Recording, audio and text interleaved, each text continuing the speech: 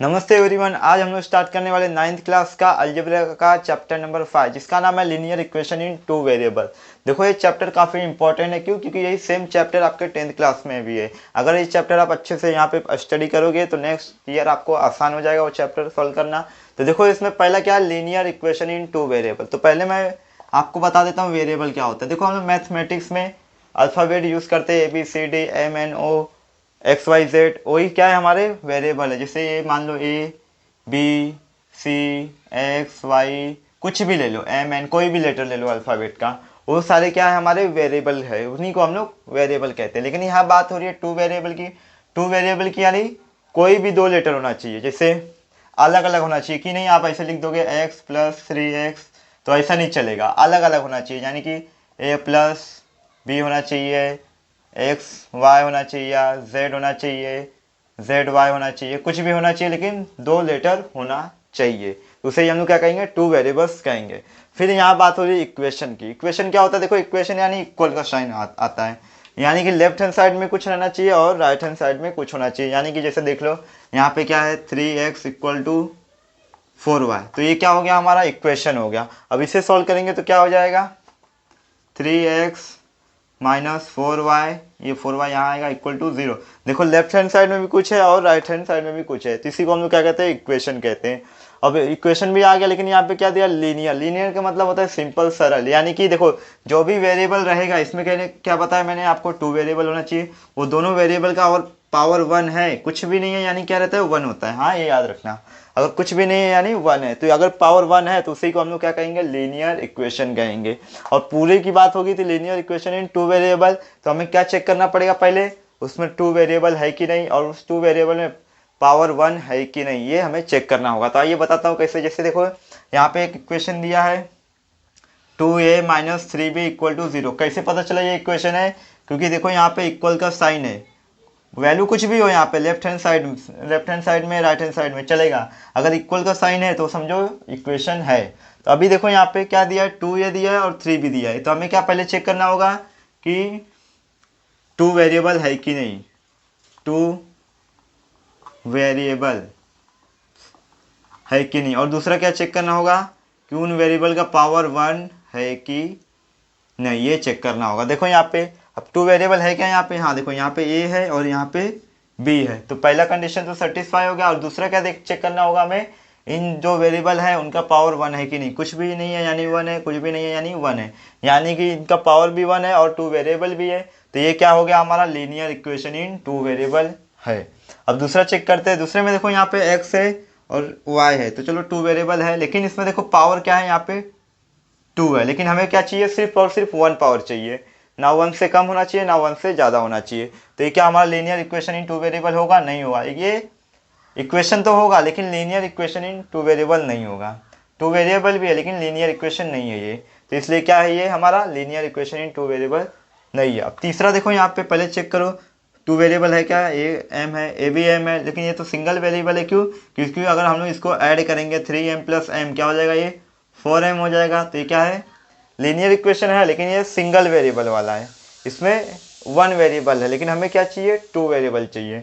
इसके लिए ये भी हमारा क्या नहीं होगा, linear equation in two variable नहीं होगा। आते हैं चौथे पे, m और n, टू वेरिएबल है यहाँ पे। अब पावर चेक करते हैं, पावर इसका भी 1 है, पावर इसका भी 1 है, यानी कि ये क्या है, हमारा linear equation in two variable है। अब आते हैं फिफ्थ पे। देखो यहाँ पे क्या दिया है, 7x, यानी x ए भी वेरिएबल है, y भी वेरिएबल है। पावर देखो पावर 1 है, पावर 1 है, यानी कि ये भी है हमारा linear equation in two variable. अगर इसे हम लोग सिंप्लीफाई करेंगे तो क्या हो जाएगा, 7x, y माइनस में यहाँ जाएगा तो प्लस में हो जाएगा और =0। तो ये क्या है, हमारा linear equation in two variable है। अब देखो कभी कभी सवाल आता होगा, मतलब माइंड में डाउट आ रहा होगा कि ये 2 क्या है, ये 3 क्या है। देखो अगर ये जिस जिस वेरिएबल के साथ है, ये 2 किस वेरिएबल के साथ है, ए के साथ, तो हम लोग इसे 2 को क्या कहेंगे, ए का कोफिशिएंट कहेंगे। क्या कहेंगे, ए का कोएफिशिएंट कहेंगे। कोएफिशिएंट, ए का कोफिशिएंट क्या है, 2 है यहाँ पे। वैसे सेम बी का कोफिशिएंट क्या है यहाँ पे, -3। साइन भी आपको लेना है, अगर माइनस है तो आपको माइनस बोलना होगा, अगर माइनस नहीं दिया है तो 2 बोलोगे तो भी चलेगा। अभी देखो यहाँ पे अगर पूछे y का कोफिशिएंट क्या है, क्या बोलोगे, -2 है और यहाँ पे पूछे n का कोफिशिएंट क्या है, तो क्या बोलोगे, यहाँ पे कुछ नहीं है यानी क्या है 1 है, लेकिन और क्या है माइनस है, तो आप क्या कहोगे n का कोफिशिएंट क्या है यहाँ पे -1 है, ये याद रखना। फिर यहाँ पे देखो क्या है साइमल्टेनियस इक्वेशन। साइमल्टेनियस इक्वेशन क्या होता है, मैंने आपको बता दिया linear equation in two variable क्या होता है। अगर हम लोग सेम टाइम पे एक ही टाइम पे अगर हम लोग दो linear equation in two variable consider कर रहे हैं तो उसे ही हम लोग क्या कहेंगे साइमल्टेनियस इक्वेशन। कैसे, देखो यहाँ पे जैसे मान लो यहाँ पे है 2a - 3b = 0 और दूसरा मैं ले लेता हूँ a -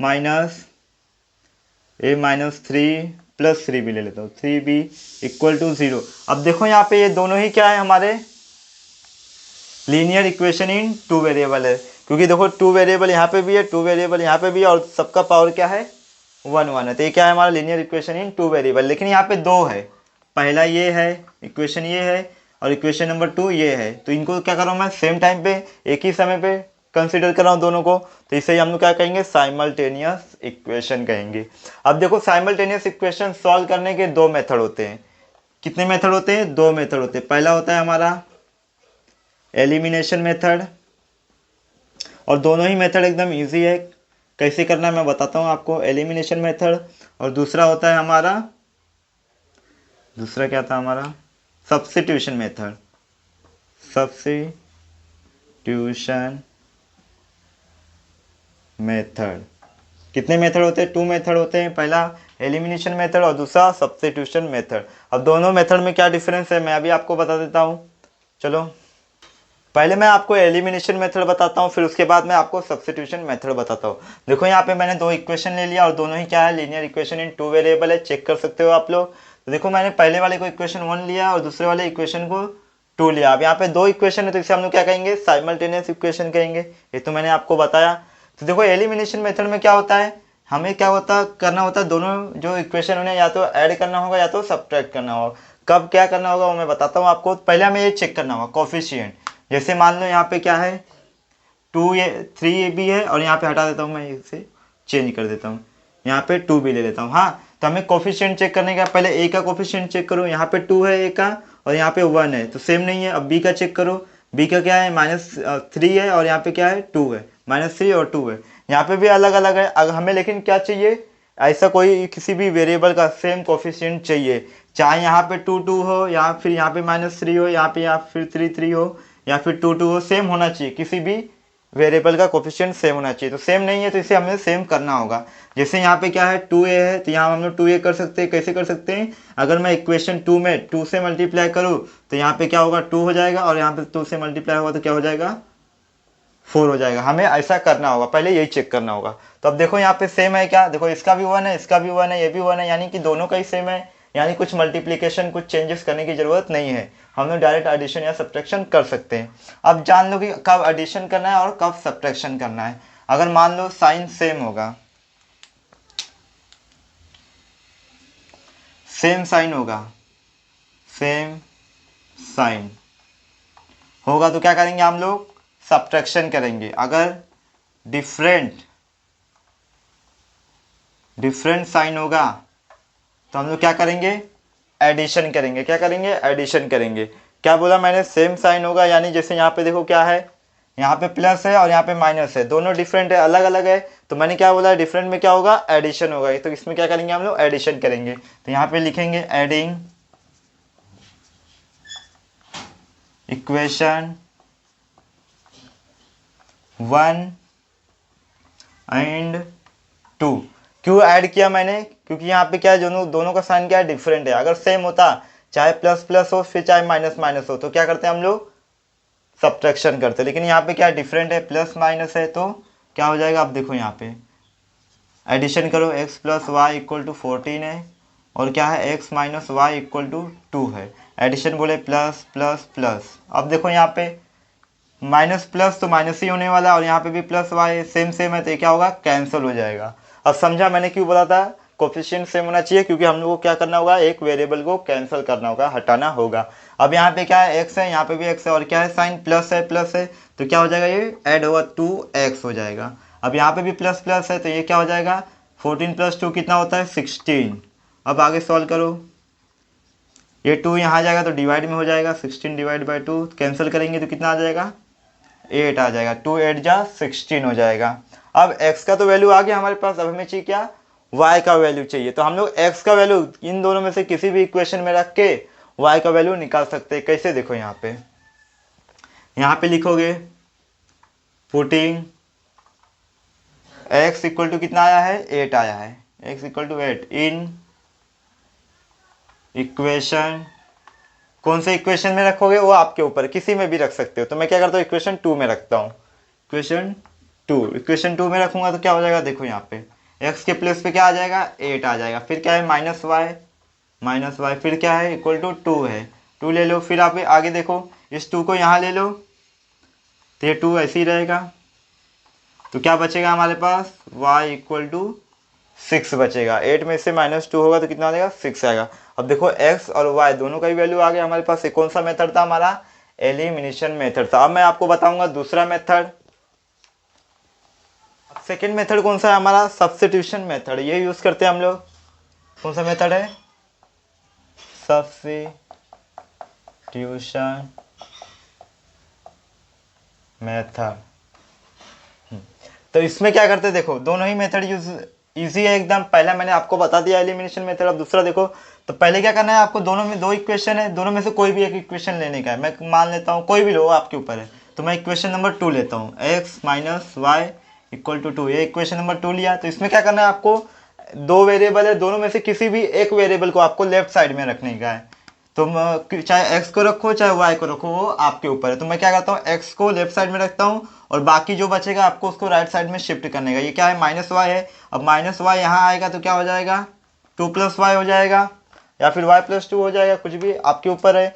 तो देखो क्या बताया मैंने आपको, एक इक्वेशन लेना है, उनमें से किसी जो इक्वेशन है उसमें से किसी भी एक वेरिएबल को लेफ्ट साइड में रखना है, बाकी को y राइट साइड में शिफ्ट करना है। तो मैंने क्या किया, इसे शिफ्ट कर दिया। आप क्या करो, इसे इक्वेशन 3 ले लो।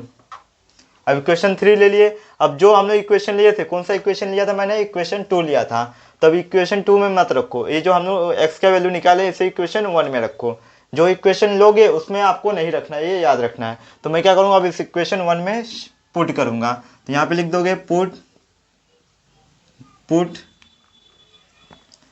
इक्वेशन 3 इन इक्वेशन 1। इक्वेशन 3 को मैं इक्वेशन 1 में पुट कर रहा हूँ, या फिर लिख सकते हो put x equal to 2 + y in equation 1। तो इक्वेशन 1 में रखो, x के प्लेस पे क्या आ जाएगा, देखो यहाँ पे x है तो x का वैल्यू क्या है, 2 + y है, फिर क्या है +y इक्वल टू कितना है, 14 है। अब आगे सॉल्व करो।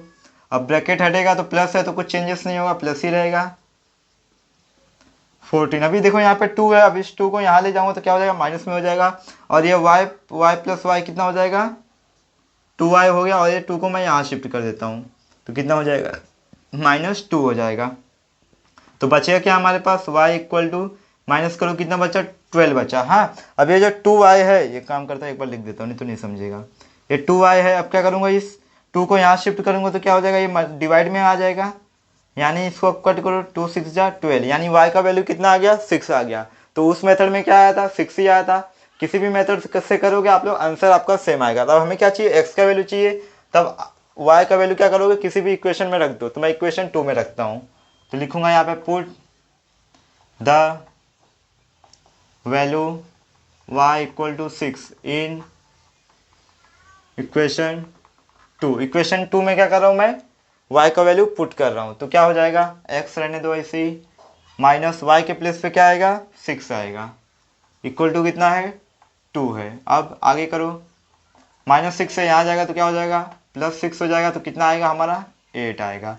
तो उस जो मेथड से किए थे उसमें क्या था, x का वैल्यू 8 आया था और y का वैल्यू 6 आया था, इसमें भी सेम आया है। यानी कि किसी भी मेथड से करोगे आपका आंसर सेम आएगा।